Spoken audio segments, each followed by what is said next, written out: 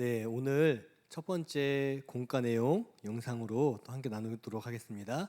예수님의 세 가지 사역에 대해서 공과를 처음에 나눠주시면 되는데요. 예수님이 이 땅에 오시고 또 이 땅에서 행하셨던 사역들이 여러 가지가 있는데 그 중에서 세 가지로 요약해서 말할 수가 있습니다. 그래서 그 세 가지의 사역을 통해서 예수님께서 우리에게 원하셨던 것들을 살필 텐데, 먼저 페이지 첫 번째 보시면 여행을 떠나요라고 쓰여 있어요. 먼저 우리 아이들에게 내가 만약에 어떤 시대든 또 어느 때든 어느 곳이든 갈 수 있는 그런 능력과 권한이 있다면 우리 친구들이 언제 어느 시대에 어떤 사람으로 가고 싶은지 함께 나누는 시간을 먼저 가지면 좋겠습니다. 예를 들면 나는 조선시대에 세종대왕을 만나러 가고 싶다. 세종대왕은 또 한글을 만드신 분이기 때문에 세종대왕을 만나러 가고 싶은데, 그러려면 왕을 만날 수 있는 높은 지위의 사람이 되고 싶다. 이렇게 간단하게 우리 아이들이 여행을 떠날 수 있다면, 어디든 어느 순간이든 갈 수 있다면 어디를, 왜, 또 어떤 모습으로 가고 싶은지를 살피시면 됩니다. 그렇게 나라와 시대와 신분, 요 1페이지 밑에 있는 나라, 시대, 신분에 대해서 쓴 다음에 빨간색으로 밑줄 친 우리 아이들이 다 나눈 다음에 바로 이것, 우리 아이들이 나눈 것과 정반대의 선택을 하신 분이 계시다라고 우리 아이들에게 이제 예수님을 소개해 주시면 됩니다. 두 번째 페이지로 넘어가는데요. 예수님의 선택이 놀라운 선택인 이유를 이 두 번째 페이지에서 가르쳐 주시면 됩니다. 예수님은 나라로 이제 이스라엘로 오셨죠. 근데 이스라엘은 로마의 속국. 그래서 사실 이스라엘은 이제 역사에서 사라져 버린 때였습니다. 우리가 이스라엘 백성이다라는 고백은 있었지만 실제로는 로마에 포함된 나라였던 그런 이제 사라져 버린 이스라엘이라는 나라로 오셨고, 또 예수님의 신분은 목수의 아들. 당시 목수는 아주 천한 직업이었어요. 다른 직업보다 목수는 돈도 많이 못 벌고 또 사람들에게 대우받지 못했던 직업이었습니다. 예수님께서 바로 그런 목수의 아들로 오셨고, 예수님이 목수의 아들로 오셨다는 건 예수님도 목수로 취급을 받았다는 거예요, 당시에. 또 시대는 로마 시대, 아우구스투스 황제 때입니다. 로마 시대, 로마라는 큰 나라가, 지금은 미국, 러시아 이런 큰 나라들이 있죠. 중국 이런 나라들이 있는데 당시에는 로마라고 하는 세계를 제패했던 그 로마 시대에 오셨습니다. 근데 어디서 태어났냐면 마국간, 베들레헴 헛간에서, 창고에서, 바로 그런 곳에서 우리 예수님이 태어나셨죠.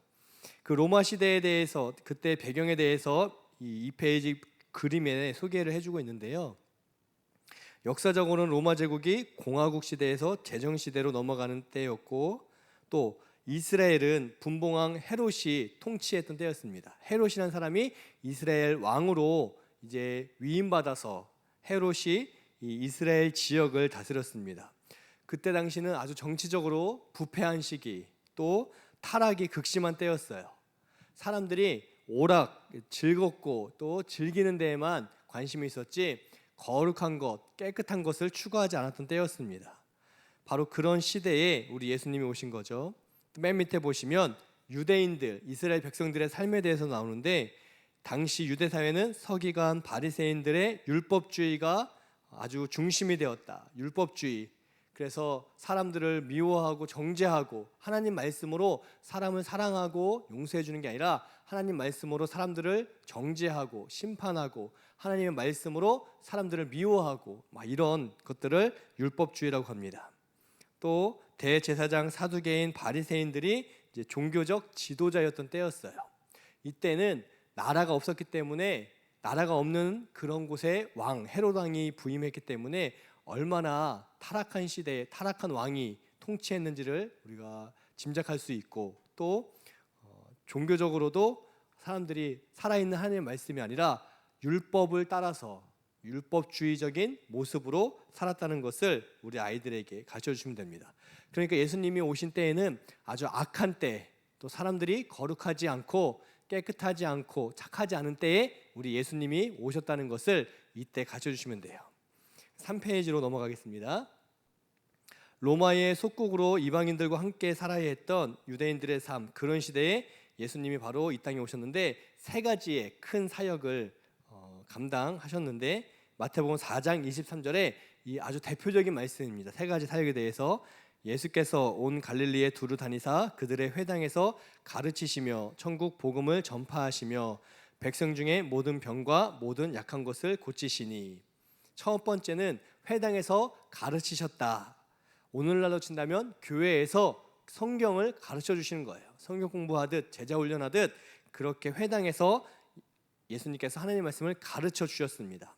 또 두 번째는 천국 복음을 전파하시며, 예수님을 믿어 구원받는 이 천국 복음, 천국에 갈 수 있는 복음, 기쁜 소식을 예수님이 전파하셨습니다. 또 세 번째는 모든 병과 모든 약한 것을 고치셨다. 치료하시고 치유하시고, 먼 훗날 천국에 가는 것 그것만 보는 게 아니라 이 땅에서도 아프고 힘든 사람들에게 찾아오셔서 치료해 주시고 치유해 주셨다. 이 세 가지 사역을 하신 거예요. 가르치시고 전파하시고 고쳐주신 사역을 하셨습니다. 누가복음 4장 18절 19절 중간에 있는데요. 주의 성령이 내게 임하셨으니 이는 가난한 자에게 복음을 전하게 하시려고. 복음은 기쁜 소식입니다. 사람들에게 가장 기쁜 소식을 전하시기 위해서 오셨다는 거죠. 그래서 예수님이 내게 기름을 부으시고 나를 보내사 포로된 자에게 자유를, 눈먼 자에게 다시 보게 함을 전파하며 눌린 자를 자유롭게 하고 주의 은혜의 해를 전파하게 하려 하심이라 라고 누가복음에도 기록이 되어 있어요. 또 요한복음 3장 16절 17절 하나님이 세상을 이처럼 사랑하사 독생자를 주셨으니 이는 그를 믿는 자마다 멸망하지 않고 영생을 얻게 하려 하심이라.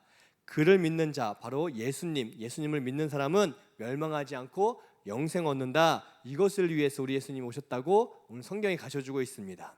그래서 우리 반 이 조 아이들에게 한 명씩 마태복음 4장 23절을 읽어보자, 또 누가복음 4장 18절 19절 읽어보자, 한 명씩 읽도록 한 후에 방금 제가 말씀드린 이런 부분들을 설명을 해주시면 되는데, 혹 설명하지 않고 그냥 말씀을 먼저 읽고 다음 문제로 넘어가면 다시 한번 설명할 수 있는 기회가 있습니다.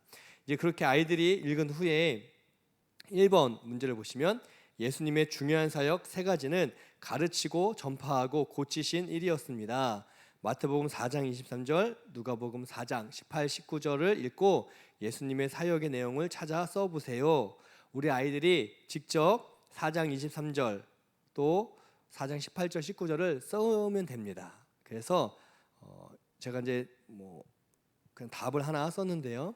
가르치심 옆에 두 개가 있는데 한쪽은 마태복음 4장을, 또 오른쪽 거는 누가복음 4장을 쓴 거예요. 그래서 먼저 마태복음 4장 23절에 가르치심, 회당에서 가르치셨다. 이 회당이 교회라는 것, 오늘날로 치면 교회라는 것, 회당에서 가르쳐 주신다. 성경 공부하고 제자 훈련하는 것, 예수님 그렇게 하셨다는 거고, 전파, 마태복음 4장에서는 천국 복음을 전파하셨다 기록하고 있어요. 예수님을 믿어 구원받는 이 천국 복음, 기쁜 소식을 전파하셨고, 고치심, 모든 병과 모든 약한 것을 고쳐주셨다. 사람들의 필요를 아시고 도와주시고 채워주셨다는 거죠. 또 오른쪽에는 누가복음 4장 18절 19절입니다. 가르치심, 주의 은혜에 가난한 자에게 복음을 전했다. 그러니까 복음을 가르쳐 주신 거예요. 가난한 자들에게 복음을 전해 주셨습니다. 그리고 전파하심은 또 주의 은혜해를 전파했다. 19절에 써 있죠. 주의 은혜해를 전파했다. 하나님께서 은혜 주신다. 하나님께서 은혜를 내려 주신다. 이것들을 전파시켰다. 또 고치심은 18절에 보시면 예를 들어 눈먼 자에게 다시 보게 하셨다. 다시 보게 함을 전파했다. 눌린 자를 자유롭게 했다. 포로된 자를 자유롭게 했다. 포로된 자, 자유가 없는 사람에게 자유를 주셨다는 것은 노예에서 해방시켜주는 그 고치심의 한 부분이라고 할 수 있고요. 또 눈먼 자가 다시 볼 수 있도록 고쳐주시고, 눌린 자, 마음의 병이 있는 사람들에게 참된 평안과 자유를 주셨다. 고치시는 사역이 이렇게 세 가지 정도 나올 수 있죠. 신분의 변화, 포로된 자에서 자유를, 또 육신, 눈먼 자에서 다시 보게 되고, 또 마음의 병, 눌린 자, 억압되고 상한 마음 있는 사람이 자유롭게 되는 그런 것들을 고치심의 사역으로 넣을 수 있을 것 같아요. 그래서 우리 아이들이 마태복음 4장에서 이렇게 세 가지, 누가복음 4장에서 또 세 가지를 쓸 텐데 정답 딱 떨어지는 정답은 없습니다. 그래서 우리 아이들이 엉뚱한 답만 아니면 선생님들께서 그래 맞다라고 칭찬해 주시고 넘어가 주시면 됩니다. 중요한 거는 예수님이 이 땅에서 이 세 가지 사역을 하셨다는 사실, 가르치시고 또 고치시고 전파하셨다, 이 세 가지 사역을 하셨다는 것을 우리 아이들이 알도록 안내해 주시면 됩니다. 두 번째 문제, 그러면 예수님이 하필 바로 이런 억압된 때에, 이렇게 나라를 잃고 힘들고 괴로운 때에 이 땅에 오신 이유가 무엇일까? 그때뿐만이 아니라 오늘날도 마찬가지죠. 요한복음 3장 16절 17절에 있죠. 그를 믿는 자마다, 예수님을 믿는 자마다 멸망하지 않고 영생을 얻게 하려 하심이라. 예수님을 믿고 구원받게 하기 위해서, 우리가 예수님을 통해서만 구원받을 수 있기 때문에 예수님을 믿고 구원받도록 예수님이 이 땅에 오셨다는 거예요. 특별히 나라를 잃어버리고 포로였고 또 종이었던 이스라엘에게 하나님께서 예수님을 믿어 구원받는 참된 하나님의 자녀가 되고 또 구원받은 하나님의 백성 되도록 하나님께서 예수님을 보내주신 거죠. 예수님을 통해서만 우리가 구원을 받는데, 바로 그렇게 예수님이 하나님의 아들 메시아임을 가르쳐주시기 위해서 예수님은 이 땅에서 가르치시고 전파하시고 고치심으로 하나님의 아들임을 증거했고, 또 이렇게 증거함으로써 가르치심을 통해 복음이 전해지고, 전파하심을 통해 복음이 사람들에게 전달되어지고, 또 고치심을 통해 예수님을 믿어 변화된다, 새로운 삶을 살 수 있다, 이런 것들을 우리 예수님께서 가르쳐 주신 거예요. 예수님을 믿어 구원받는다는 것, 오직 예수님을 믿어서만 구원받는다는 것을 가르쳐 주시면 됩니다. 그리고 이제 마지막 부분을 보시면 제자와 무리의 이야기가 나오죠. 가는 곳마다 예수님은 기적을 일으키시고 말씀을 가르치시고 천국 복음을 전파하셨고, 그래서 많은 사람들이 늘 예수님 옆에 있었습니다. 그런데 모든 사람들이 예수님을 진정으로 따른 것은 아니었다. 왜냐하면 그들은 제자가 아니라 무리였기 때문입니다 라고 써 있어요. 이 그림을 보시면 무리의 특징, 무리의 법칙이 있습니다. 콩고물이 있을 때만 예수님을 따른다. 말씀을 들으나 깨닫지 못한다. 결정적 순간에는 돌변한다. 내가 예수님을 믿어 좋은 것 있을 때는 예수님을 믿는 척 하는 거예요. 또 하나님의 말씀을 들어도 깨닫지 못한다. 관심이 없기 때문에 듣지 않는 거죠. 또 결정적 순간에는 돌변한다. 예수님을 위해서, 예수님을 사랑하고 헌신하고 예배드릴 땐 싫은데, 귀찮은데, 난 예수님 잘 모르겠는데 라고 또 생각한다는 거예요. 무리라는 거죠. 무리. 수많은 사람이 있었지만 이런 마음으로 예수님을 바라보았다는 거예요.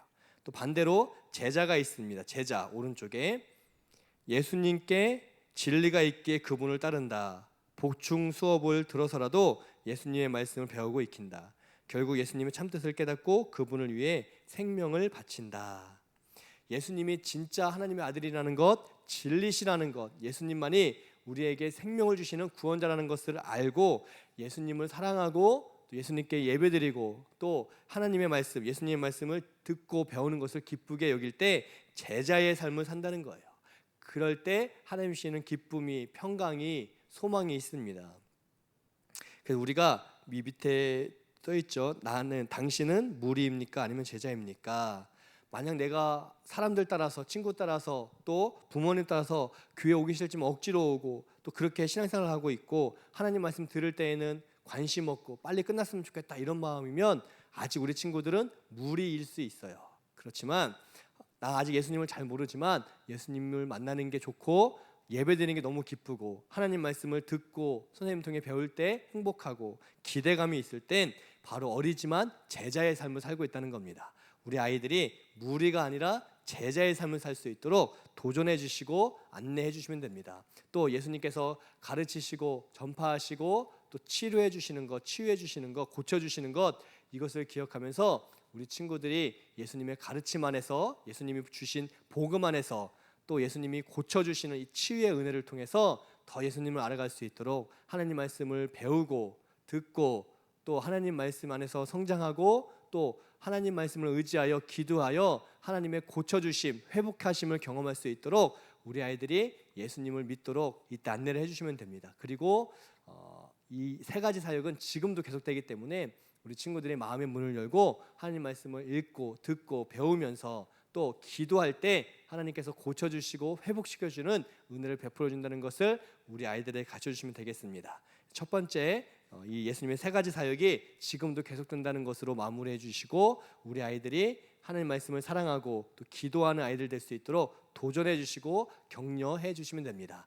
무리가 아니라 제자가 되도록 안내해 주시고 그 후에 기도로 마무리해 주시면 되는데 1과는 또 2과도 마찬가지인데 20분 정도의 성경 공부 시간을 할애했습니다. 그러니까 길지 않고 딱 20분 안에 이렇게 안내해 주시고 또 기도해 주시고 그 다음에 다음 순서로 넘어가 주시면 되겠습니다.